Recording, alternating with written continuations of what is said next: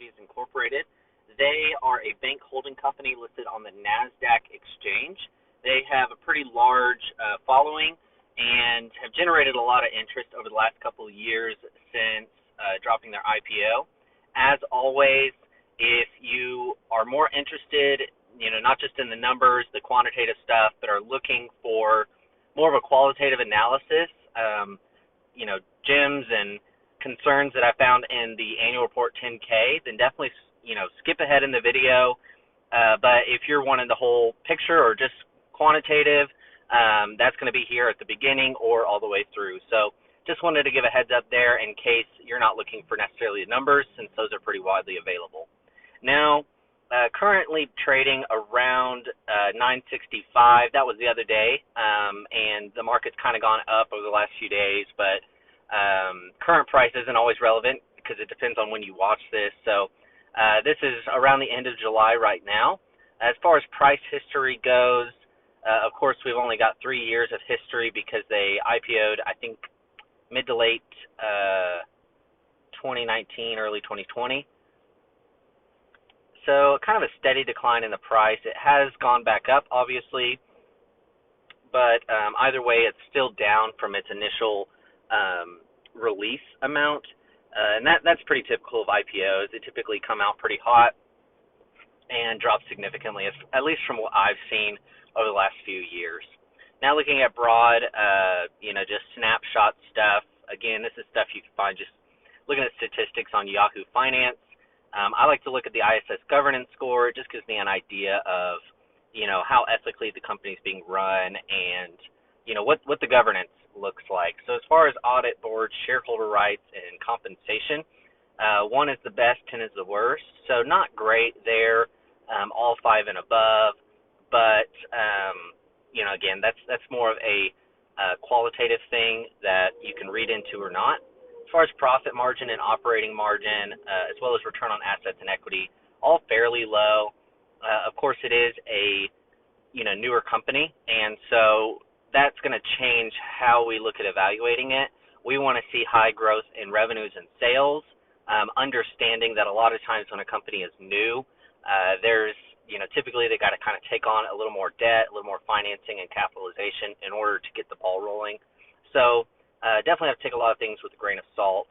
They've had large growth, coming to the point of IPOing, right? But the next 5 years, they do have a lot of projected growth. Operating cash flow is currently negative. We don't have a forward or trailing PE because the earnings have been negative. And so price to book ratio is positive, but we'll look into that in a second. Price to sales at a 5. You definitely want to see around 2.5 or below. Really less than 1 is ideal. Insider ownership is really high. That's a good sign.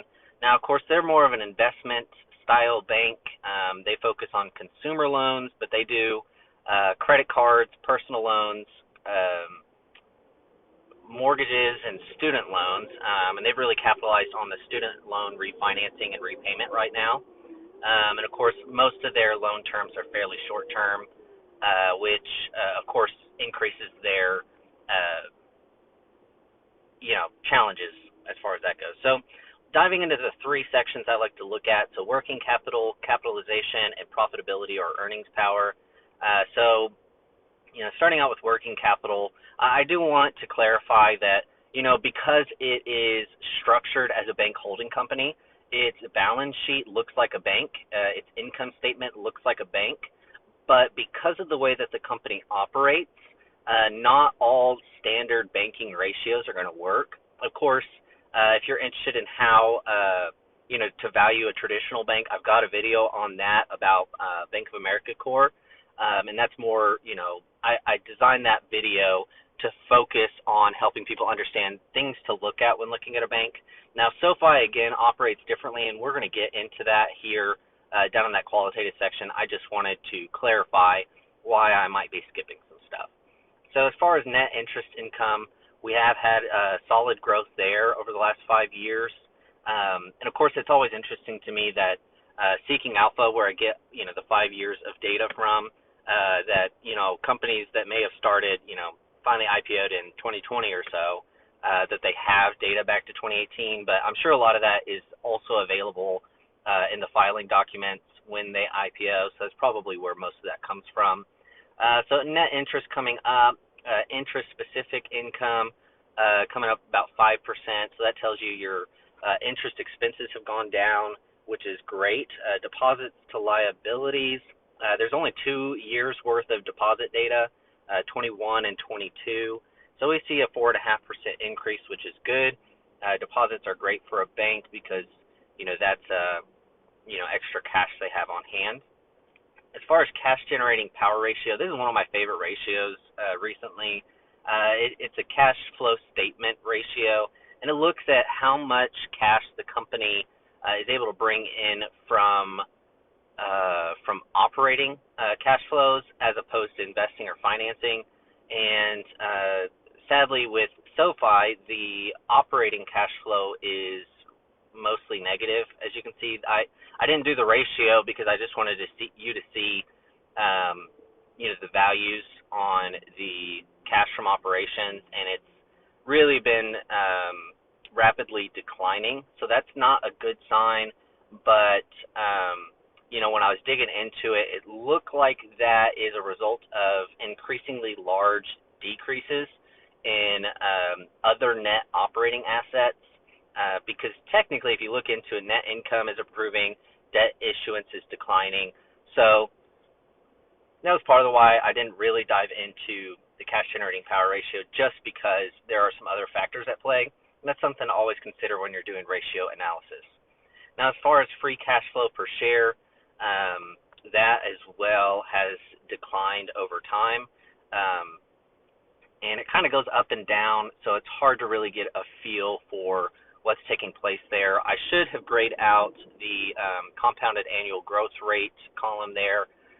It doesn't typically work very well with negative numbers. It kind of gets wonky. So as far as loans to assets, that's usually a pretty important banking ratio.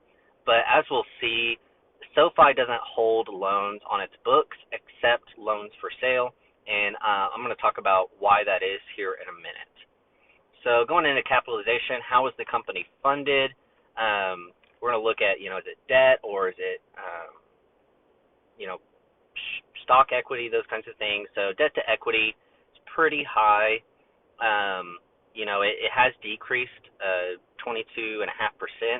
But, I highlighted 2022 in red because it had gone down to 89%, so less than $1 of debt per equity in 2021, and then it popped back up. And so you want to see a steady decline there, or kind of sitting around the same place. But, take it with a grain of salt, of course. And so debt to assets, really not bad.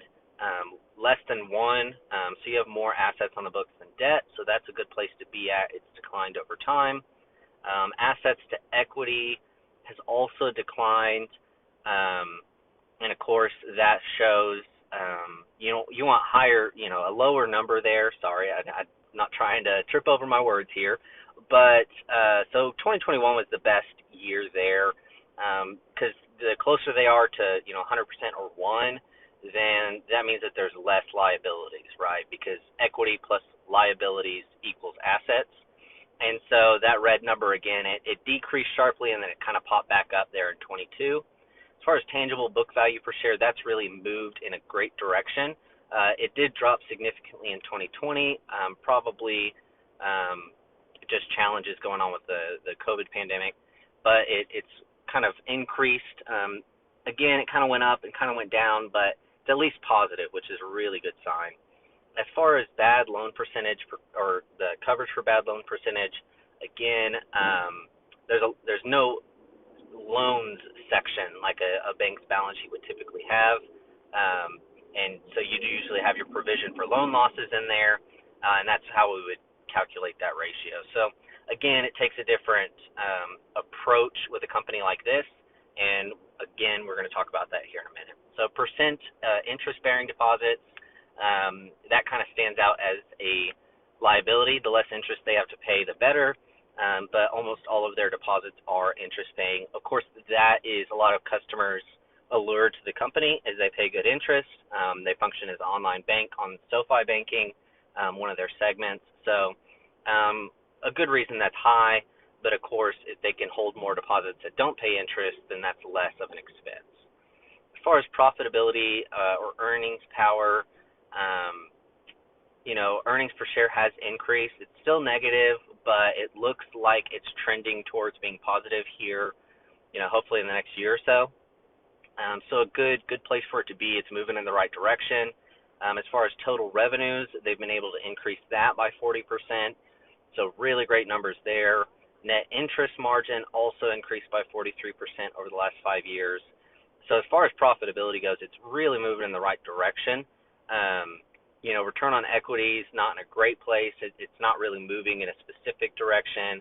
Return on assets is, also doing kind of the same thing. It's up and down a little bit. It's not wild or erratic, but with 4 years of average return on equity, average return on assets, it's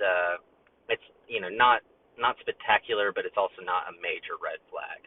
And then, of course, I like to look at efficiency ratio. This is a traditional banking ratio because there's other efficiency ratios you could use, but this one is more specific to banks.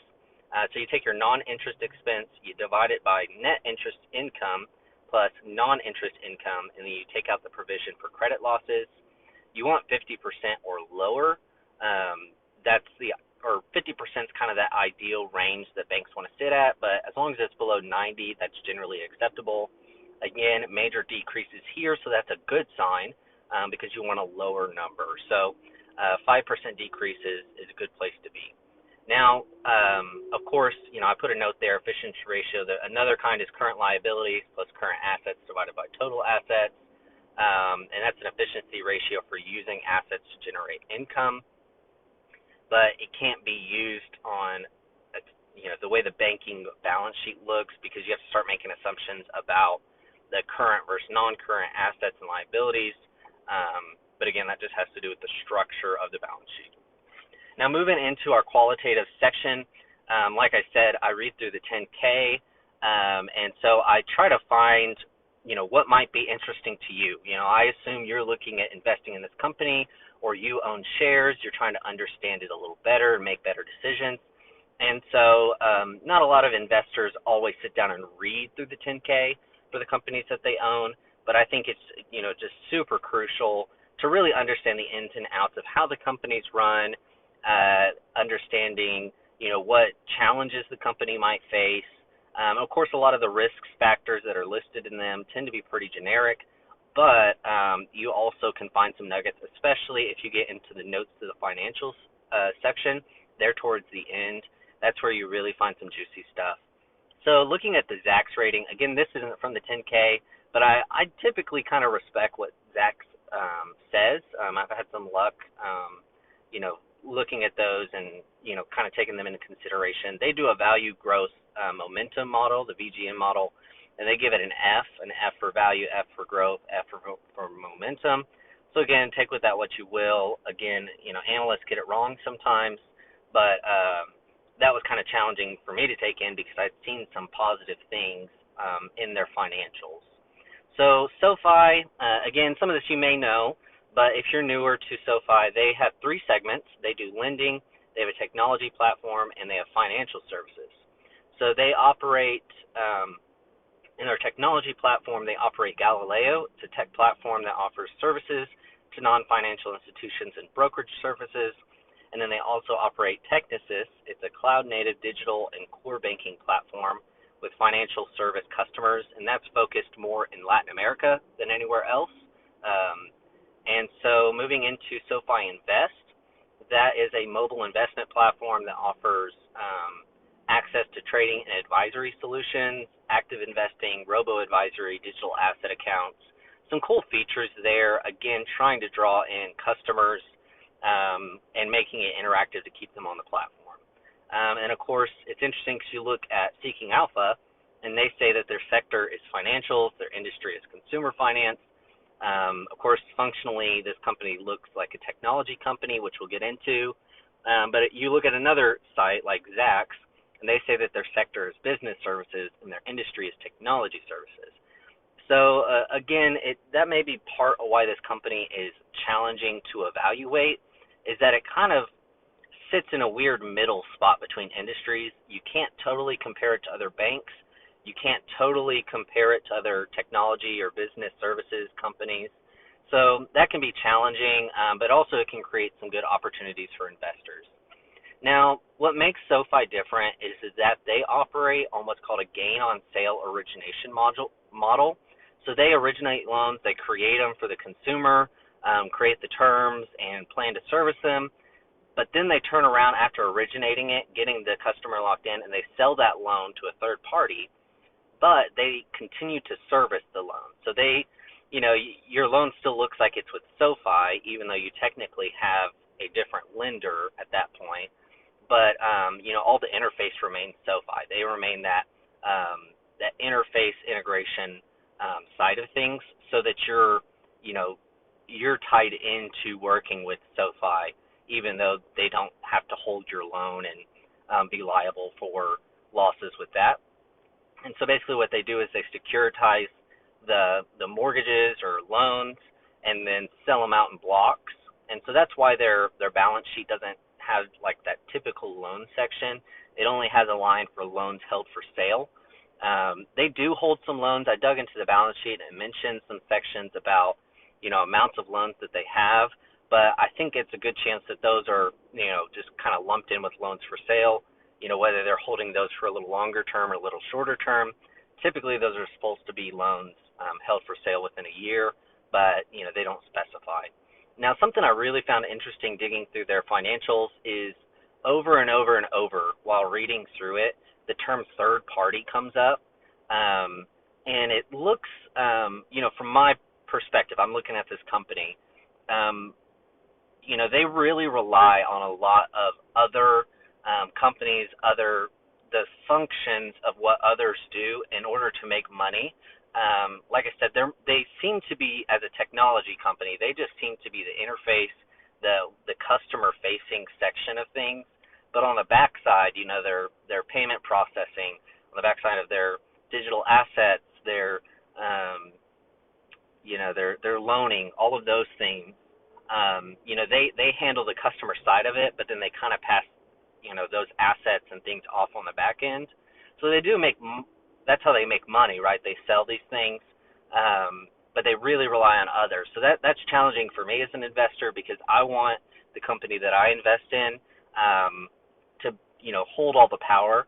And so the more third parties you have involved, the more stakeholders start pulling in different directions. So of course you also have SoFi Digital Assets LLC, which a challenging thing there is that their activities were deemed impermissible when the company was approved as a bank holding company. And so they will no longer be able to engage in digital asset offerings, and that will be in 2 years. They lose the ability to do the digital asset offerings that they offer, crypto, those kinds of things. And so, they'll have the opportunity to file for 3 one-year extensions, and it just depends on if those get approved. So it'll be interesting to see what happens at that point. But again, they don't hold any of those digital assets anyways.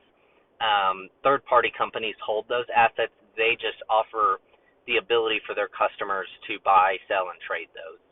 Now, Galileo and Technisys are both primarily interfaces as well. They sell licenses for the services. Technisys, as I said, is in Latin America. Both of these have very few, very large customers.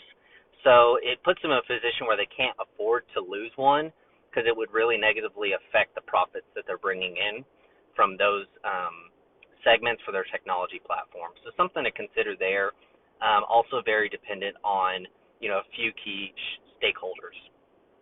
Now, of course, the nature of the structure of the company, they're a bank holding company, as I mentioned, and so they're a holding company. So SoFi Bank is, underneath that, along with the other sections. But because of that structure as a bank holding company, they're subjected to really rigorous regulations.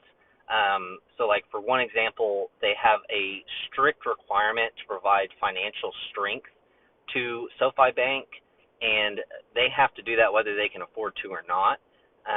And so, as we've seen this year, banks are very challenging businesses at times. And so, of course, that can draw some strength away from, more of its business services, technology, platform revenues if they're having to channel that all into the bank. But again, it just depends. If they can do well at strengthening the bank ahead of time, then they don't get put in that situation.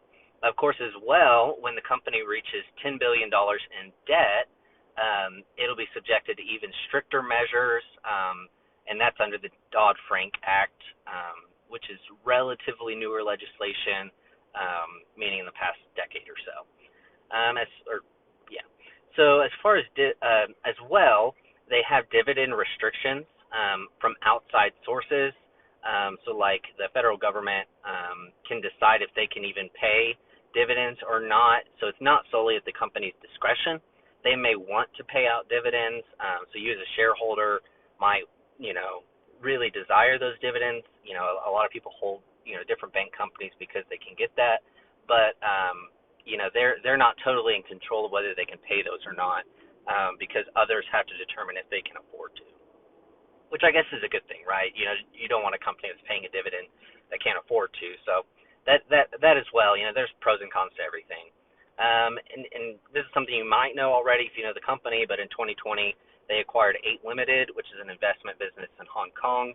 Again, if you watch the news at all, Hong Kong has had some challenges with political stuff going on. And so, that's with any company that's got a global footprint, you're exposed to extra stuff. So I don't know that that's necessarily a negative thing, but they have looked into acquisitions to kind of help expand and diversify what they're doing. They also have a reliance on open source software. There's some operating agreements with those for their financial services and technology platforms, so that can be challenging as well for the business. Another thing that, again, it's not terribly concerning, but something to keep in the back of your mind is that there's still 12.2 million Series H warrants of preferred shares. These were converted to common stock warrants a couple years ago. But if those 12.2 million warrants are ever exercised, then additional shares of stock will be issued, and that, of course, is going to result in share dilution for all the other shareholders. So that, of course, is a challenge. It's really nice when a company will buy back some shares because it strengthens the value of the shares that you're holding. But, of course, then the opposite case, if a company issues more shares, then it starts diluting what you own and decreases its value. Critical audit matters weren't super concerning. It dealt with the intangible value of Technisys SA acquisition and the goodwill impairment assumptions. Those are pretty standard. They don't always get listed as critical audit matters, but I think the way they were doing it was kind of challenging for the auditors to sort through. The decrease in loans of repayment of personal student home loans and loans in delinquency retrospectively. So that sounds confusing. But what I'm trying to say is there has been a strong increase in loans that have shifted into delinquency, late payments and such over the last couple of years. And there's been a big decrease in loans that have a status of in repayment. So that's a challenging place to be in. A lot of this has to do with consumers' abilities to make those payments. And so that, the more people miss payments, the less money the bank makes. Of course, since they sell most of those loans, that does put them in a position to not be as concerned about that, but still something to look at. They also had a huge increase from 21 to 22 in credit card loans made to individuals with scores of 660 and below. 661 plus score loans grew slightly in comparison, so something as well to consider. They're issuing a lot more credit card debt to people who don't have good credit, but that's possibly also just part of growing the business. They now have access to a larger customer base. Also, the 2020 to 2022 preferred share dividends that were promised remain unpaid. Again, they don't have total discretion to get those paid out, but just something to consider. There are increasing liabilities, they have to maintain those on their books to understand, like in the future, they may have to pay them out. And most of their primary hedging is done via interest rate swaps, so they're not doing anything crazy to hedge their position, but they do have to do quite a bit in order to ensure that, they don't get the best prices when they're trying to do gain on sale, that they manage to remain solvent. They also, this is more just interesting than anything, have a 20-year, $616.5 million operating contract with the LA Rams Chargers football stadium. Honestly, that's the only thing I really knew about them, was that, they were the sponsor of that stadium. I didn't know really a whole lot about them at all. I saw the commercial with the quarterback, Herbert, but, that's brand recognition, right? People see that on national television every week. So, a good place for the company to be at when you're offering more of a service-style platform in banking. They only had one lawsuit pending, and, of course, they noted that it was for an immaterial amount, and it's likely to be settled. So that's great. It was surprising because a lot of companies I look at in their 10Ks, they've got lists and lists and lists of pending lawsuits and litigation against them, but that's a really good sign. If they can maintain that, that's a really great thing to have on in your 10K is very few lawsuits, because those are less contingent liabilities. And then for traditional bank analysis, again, go check out my other video, Intro to Bank Stocks, on Bank of America Core, and you can kind of get a better idea of how SoFi differs from a bank like Bank of America. And then kind of just briefly just list out some of their big comparison competitors. These are from Seeking Alpha. If you look anywhere else, they give different kinds of competitors. It depends on how the company's classified. But, you got companies like Ally Financial, Credit Acceptance Corp, One Main Holdings, Upstart Holdings, First Cash Holdings. I noticed on Upstart Holdings, UPST, they are way outperforming all four of the others, plus SoFi, by like a landslide in price performance. So maybe worth looking at them if, you're just scanning around, trying to screen through stocks, try to figure out why they're growing so much. But I appreciate it, if especially if you made it this far. I appreciate all my viewers and subscribers. As always, like, comment, subscribe. If you have questions, if I got something wrong, if I sounded dumb or something like that, definitely drop those in the comments. I really appreciate the feedback that I get on these. I look forward to seeing you next time. If you got requests for different companies you'd like to see, I did SoFi because of a request. So, if you have anything like that, definitely do that. I'm hoping to do Palantir next week. And as always, dig in, invest well, and I will see you next time.